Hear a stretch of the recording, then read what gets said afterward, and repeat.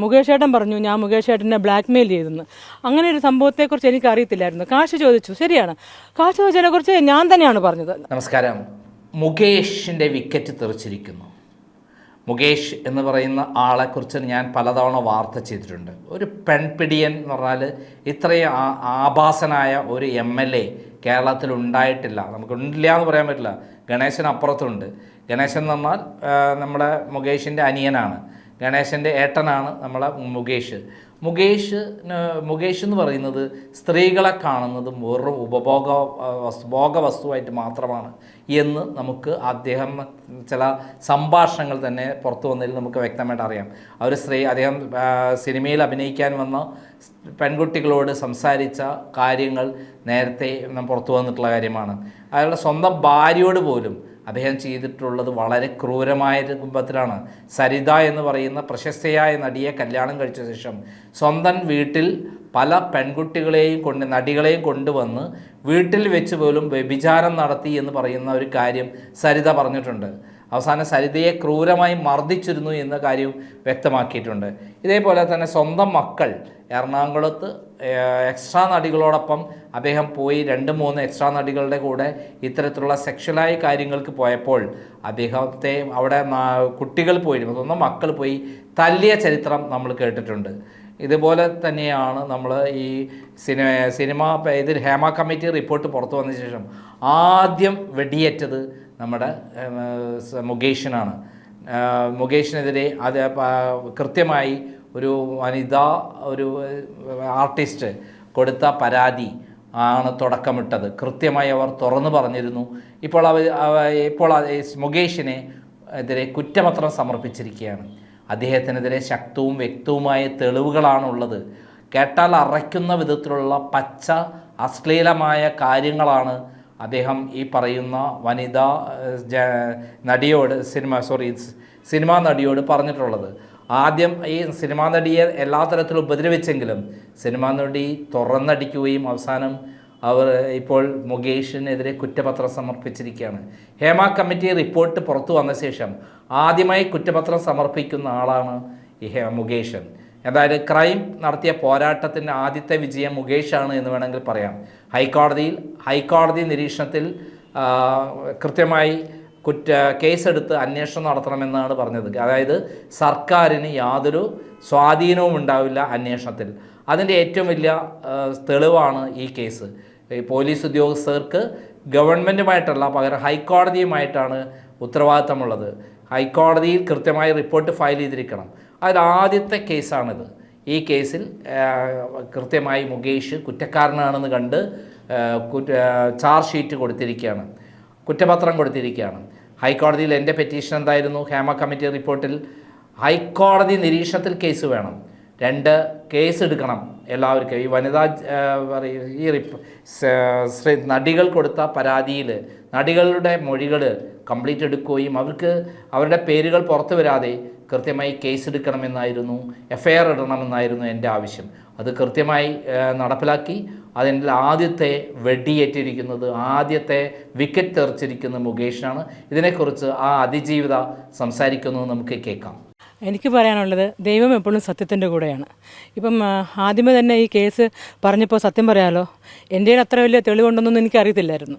പക്ഷേ SIT നമ്മുടെ പൂങ്കുരുളി മാഡവും പൂങ്കുരുളി മാഡവും നമ്മുടെ അമിത പേര് പറഞ്ഞു ബീന ബേഗമോ മാഡം, പിന്നെ ആനി ശിവൻ, ഇവരെല്ലാവരും വന്ന് നമ്മുടെ DYSP ജയലക്ഷ്മി സാറൊക്കെ ആദ്യമേ പറഞ്ഞൊരു വാക്കെന്താണെന്നറിയോ, ഒരു കാരണവശാലും യൂട്യൂബിൽ നോക്കരുത്, യൂട്യൂബിൻ്റെ കൂടെ ഞങ്ങളുണ്ട്, ഒരു കാരണവശാലും തളരരുത്. അപ്പോൾ ഞാൻ ഇതെന്താ ഇങ്ങനെ പറയാം, നമുക്കറിയില്ലല്ലോ.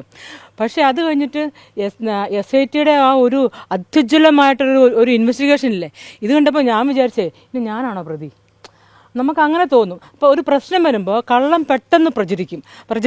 അപ്പോൾ അതുകൊണ്ട് ഒരിക്കലും തളരാൻ പാടില്ല. അതുപോലെ തന്നെ പോലീസുകാരുടെ നമ്മുടെ കൂടെയാണ് സത്യമെങ്കിൽ നമ്മൾ പോലീസുകാരോടെ കട്ടൊക്കെ നിൽക്കും, അവർ നമ്മളെ ചേർത്ത് പിടിക്കും. അപ്പോൾ നമ്മൾ അവരോട് മാക്സിമം സഹകരിക്കുക. ആദ്യം എനിക്ക് ഇച്ചിരിയൊക്കെ വിഷമമുണ്ടായി, അങ്ങനെ തോന്നിയായിരുന്നു. പക്ഷേ അവർ കംപ്ലീറ്റ്, അതായത് 2008-2009 ഇൻസിഡൻറ്റ് നടന്നത്, അപ്പോൾ ഉണ്ടായിരുന്ന എൻ്റെ ഒരു ഹോട്ട് മെയിലായിരുന്നു. അതിൻ്റെ പാസ്വേഡ് പോലും എനിക്കറിയത്തില്ലായിരുന്നു. മിനു കുര്യൻ ജിമെയിൽ നിൽക്കുകയായിരുന്നു. അതിൻ്റെ ഒന്നും പാസ്വേഡ് എനിക്കറിയില്ലായിരുന്നു. പക്ഷേ SIT ടീമിൻ്റെ ഉഗ്രനായിട്ടുള്ള ഇൻവെസ്റ്റിഗേഷൻ ഉണ്ടല്ലോ, അവർ 2006 തൊട്ടുള്ളതാണോ ഞാൻ ജനിക്കുന്നതിന് മുമ്പുള്ളതാണോ എല്ലാം അവരെടുത്തു, റിട്രീവ് ചെയ്തെടുത്തു, എല്ലാം എടുത്തു. അതുപോലെ തന്നെ എനിക്കൊരു കാര്യം മെയിനായിട്ട് എനിക്ക് സമൂഹത്തിനോട് പറയാനുള്ളത്, നമ്മൾ ആരെങ്കിലും ഒരു തന്ത്രം നമ്മൾ ഒരാൾക്കെതിരെ മെനയുവാണെങ്കിൽ ദൈവം ആ തന്ത്രം കൊണ്ട് തന്നെ അവരെ കുരുക്കും എന്നതിനുള്ള ഒരു ഉദാഹരണം എന്താണെന്ന് വെച്ചാൽ, മുകേഷ് ഏട്ടൻ പറഞ്ഞു ഞാൻ മുകേഷ് ഏട്ടനെ ബ്ലാക്ക്മെയിൽ ചെയ്തെന്ന്. അങ്ങനെ ഒരു സംഭവത്തെക്കുറിച്ച് എനിക്ക് അറിയത്തില്ലായിരുന്നു. കാശ് ചോദിച്ചു, ശരിയാണ്, കാശ് ചോദിച്ചതിനെക്കുറിച്ച് ഞാൻ തന്നെയാണ് പറഞ്ഞത്. അങ്ങനെയാണ് എല്ലാവരും അറിയുന്നത്. അപ്പോൾ പെട്ടെന്ന്, അതായത് ഒരു 15 വർഷം മുമ്പ് ഞാനൊരു സിംഗിൾ പേരൻ്റ് ആയിരുന്നു. അപ്പോൾ എനിക്ക് പെട്ടെന്ന് കുട്ടിക്ക് 40,000 രൂപ കെട്ടണം, 25 രൂപ ഷോർട്ടേജ് ഉണ്ടായിരുന്നു. ആ സമയത്ത് മുകേഷ് ഏട്ടൻ്റെ ഫോൺ വരുന്നു, എന്തടേ ഒരു ഫോണൊന്നും ഇല്ലല്ലോ. നമ്മൾ ഇല്ല, ഞാൻ കുറച്ച് ടെൻഷനിലാണ്, 25,000 മറക്കാണ്ടാവും. അതെനിക്ക് ഇപ്പോഴും ഞാൻ എല്ലാവരോടും പറയും, എനിക്കൊരു നാണക്കേടും തോന്നുന്നില്ല. ഒരു ഹെൽപ്പ് ഞാൻ ചോദിച്ചത് ശരിയാണ്. പക്ഷേ ഇദ്ദേഹത്തിന് ബ്ലാക്ക് മെയിൽ ചെയ്തു. അപ്പോൾ 25,000 എങ്ങനെയാണ് ബ്ലാക്ക് മെയിൽ ആവുന്നത്? അപ്പോൾ ഇദ്ദേഹം പറഞ്ഞപ്പോഴത്തേക്കും ഇതെല്ലാം നമ്മുടെ SIT ടീം എൻ്റെ ഫോണിൽ നിന്ന്, ഞാൻ പോലും അറിഞ്ഞില്ല, ഈ മുകേഷ് ഏട്ടനോ മറ്റുള്ള ഇമെയിലിലും ഇതെല്ലാം അവർ റിട്രീവ് ചെയ്തെടുത്തു. അതിനകത്തുണ്ട് ഞാൻ ചെയ്ത മെസ്സേജുകളും എല്ലാം. അപ്പോൾ ഇത് കേസ് നടന്നുകൊണ്ടിരിക്കുകയാണ്, ഞാൻ എല്ലാം തുറന്നു പറയുന്നില്ല. എല്ലാം SIT ടീം എല്ലാം, കാരണം ഞാൻ അവരോട് കംപ്ലീറ്റ് സഹകരിച്ചത് കൊണ്ട് അവരെല്ലാം എൻ്റെ ഇമെയിലിൽ നിന്നും വാട്സപ്പ് ചാറ്റിൽ നിന്നും പലതും അവർ എടുത്തിട്ടുണ്ട്. എല്ലാ തെളിവുകളും കിട്ടി.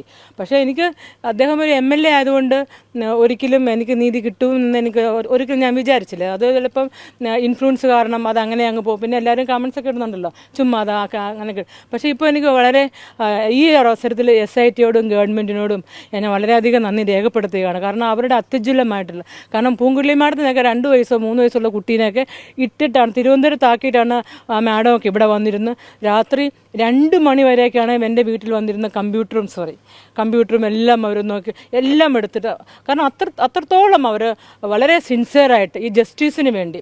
എനിക്കത്രേ പറയാനുള്ളൂ. നമുക്കൊക്കെ ഒരു പ്രശ്നം ഉണ്ടാകുമ്പോൾ നമ്മുടെ കൂടെയാണ് സത്യമെങ്കിൽ തീർച്ചയായിട്ടും നമ്മൾ പോലീസുകാരോടെ തന്നെ നിൽക്കുക, അന്വേഷണത്തിൻ്റെ കൂടെ നിൽക്കുക. അവർ നമ്മളെ ചേർത്ത് പിടിക്കും, അവർ നമ്മളെ കൈവിടത്തില്ല. കേട്ടല്ലോ, ഇവിടെ പോലീസ് വളരെ ഉണർന്ന് പ്രവർത്തിച്ചു. പൂങ്കുഴലി എന്ന് പറയുന്ന SP IPS ഉദ്യോഗസ്ഥ കൃത്യമായി ഈ കാര്യത്തിൽ പ്രവർത്തിച്ചു എന്ന് പറയുന്ന ഒരു സംഭവമാണ് അവർ പറയുന്നത്. കൃത്യമായി തെളിവുകൾ കണ്ടെത്തുകയും കേട്ടാൽ അറയ്ക്കുന്ന വിധത്തിലുള്ള മുകേഷിൻ്റെ ആഭാസകരമായ മെസ്സേജുകളടക്കം കണ്ടെത്തുകയും ചെയ്തിരുന്നു. മാത്രമല്ല ഇവരെ ഒരിക്കൽ അവരുടെ കുട്ടിക്ക് പൈസ അടയ്ക്കാനില്ലാത്തതുകൊണ്ട് പൈസ കടം ചോദിച്ചിരുന്നു. അതിനെ പറ്റിയിട്ട് അത് വെച്ച് ബ്ലാക്ക് മെയിൽ ചെയ്യായിരുന്നു എന്നൊരു കഥ ഉണ്ടാക്കാൻ വേണ്ടി മുകേഷ് ശ്രമിച്ചിരുന്നു. അതും പൊളിഞ്ഞുപോയി. എന്തായാലും നമുക്കറിയാം, CPMൻ്റെ ചരിത്രത്തിൽ ഇത്രയും ആഭാസകന്മാരായ MLAമാരെ ഇതുവരെ കേരളത്തിൽ ഉണ്ടായിട്ടില്ല. ഒരാൾ കുറ്റകൃത്യങ്ങൾ ചെയ്താൽ അവരെ പാർട്ടിയിൽ നിർത്താറില്ല. അങ്ങനെ ഒരാളെ ഒരിക്കലും സ്ഥാനമാനങ്ങൾ കൊടുക്കാറില്ല. ആ പഴയകാലം പോയി കഴിഞ്ഞു. ഇപ്പോൾ ആഭാസന്മാർക്കും തെമ്മാടികൾക്കും അതേപോലെ അഴിമതി നടത്തുന്നവർക്കുമുള്ള കേന്ദ്രമാണ് CPM എന്ന് പറയാം. പിണറായി വിജയൻ തന്നെ അഴിമതി നടത്തി ഇങ്ങനെ നടക്കുകയാണ്. അതിലപ്പുറത്തേക്കുണ്ടോ ഈ പറയുന്ന മുകേഷിനെ സംരക്ഷിക്കുന്നത് പിണറായിയും P ശശിയുമാണ്. P ശശി എന്ന് പറഞ്ഞാൽ സ്ത്രീകളെ വേട്ടയാടുന്ന ആഭാസനാണെന്ന് എത്രയോ തെളിവുകൾ ഞാൻ പുറത്തുവിട്ടിട്ടുള്ളതാണ്. എൻ്റെ ഓഫീസിൽ തന്നെ ശശിയുടെ വൃത്തികെട്ട വീഡിയോസ് കടത്തിക്കൊണ്ടുപോയിട്ടുള്ളതാണ് പോലീസ്. അതിലപ്പുറത്തേക്ക് എന്തെങ്കിലും വേണോ? നന്ദി, നമസ്കാരം.